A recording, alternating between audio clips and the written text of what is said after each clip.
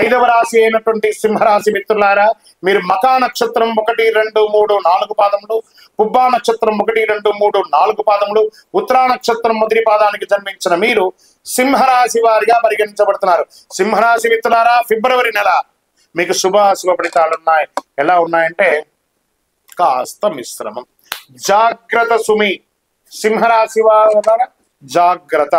కుటుంబంలో ఆనందకరమైనటువంటి ప్రోత్సాహం ఉంటుంది, సమాజంలో ఉండదు. సమాజంలో ఆనందకరమైన ప్రోత్సాహం ఉంటుంది, ఇంట్లో ఉండదు. ఇలా మిశ్రమంగా ఉంటుంది. బంధువులు స్నేహితులు ఎంతో సహకరిస్తారు. మీకు భార్యాభర్తల మధ్య కాస్త అన్యోన్యత తగ్గుతుంది అని కూడా చెప్పచ్చు. వివాహం కాని వారికి వివాహ యోగం 100% ఉందని కూడా చెప్పవచ్చు.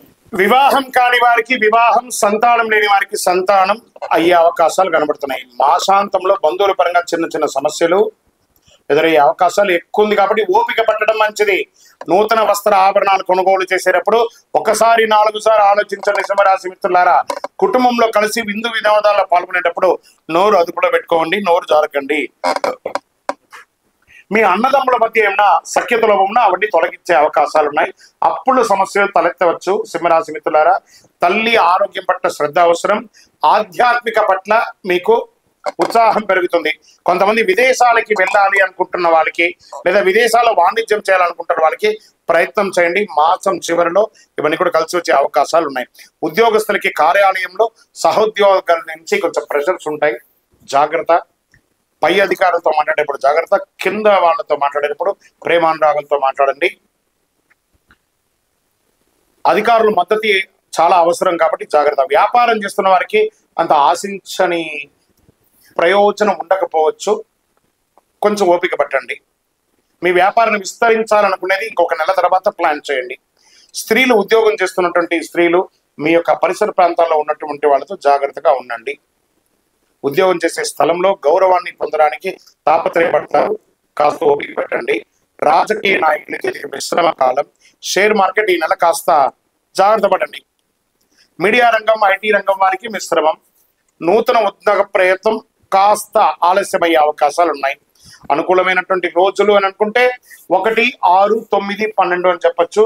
చంద్రాష్టమం ఫిబ్రవరి 2 నుండి 3, 4 కంప్లీట్ గా ఉండి ఉదయం 4వ తారీఖున ఉదయం వరకు ఉంటుంది కాబట్టి చాలా జాగ్రత్త.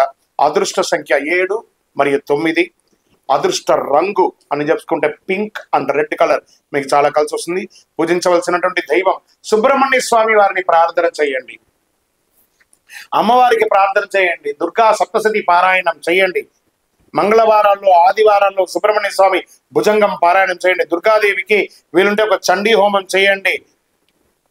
దైవ ప్రార్థన అనేది చాలా ముఖ్యం. పేదవాళ్ళకి ఒక రోజు కడుపు నిండా భోజనం పెట్టండి. ఇంకను అతి శక్తివంతమైనటువంటి కరుంగాలి మాలను ధరించండి. ఆరోగ్యంగా ఉంటారు. ఆరోగ్యానికి ఇది చాలా ముఖ్యం. ఏ విధమైనటువంటి బ్లాక్స్ ఉన్నా కూడా క్లియర్ అవుతుంది.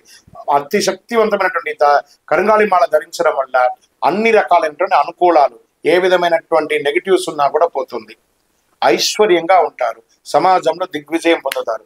ఇంకను మీ యొక్క వ్యక్తిగత జాతకం తెలుసుకోవాలనుకుంటే కింద కనబడుతున్నటువంటి మా నంబర్కి మళ్ళీ సింహరాశి మిత్రులారా, మీకు ఒక చిన్న ఇది రిక్వెస్ట్ తో కూడినటువంటి మాట. ఈ నెల జాగ్రత్త. మీ యొక్క జాతకం తెలుసుకోవాలనుకుంటే కింద నంబర్కి మీ యొక్క పేరు, date of birth, time of birth, place of birth WhatsApp చేయండి. కాల్ చేయకండి. మీకు మా ఆఫీస్ నుంచి మీకు రిప్లై వస్తుంది. దాని తర్వాత మీరు మాట్లాడొచ్చు. విజయవస్తు.